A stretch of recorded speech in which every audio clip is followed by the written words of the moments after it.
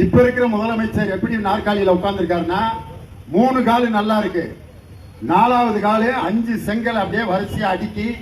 அந்த செங்கல் எப்ப வேணாலும் உருகிட்டு போச்சுன்னா நாற்காலி கவிழ்ந்துகின்ற வகையில் அந்த 4 செங்கல் யார் என்றால் விடுதலை சிறுத்தைகள் கட்சியும், இந்திய கம்யூனிஸ்ட் கட்சியும், மார்க்சிஸ்ட் கம்யூனிஸ்ட் கட்சியும், இந்திய யூனியன் முஸ்லீம் லீக்கும் கொடுத்த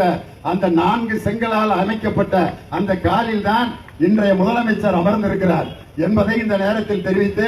அந்த ஒரு செங்கல் உருகப்பட்டாலும் முதலமைச்சருடைய நாற்காலி தலைகீழாக கவிழக்கூடிய வாய்ப்பு எந்த நேரத்திலும் இம்மக்கள் அதற்கு தயாராகி கொண்டிருக்கிறார்கள். தீர்மானத்தை ஆதரித்தோர் 144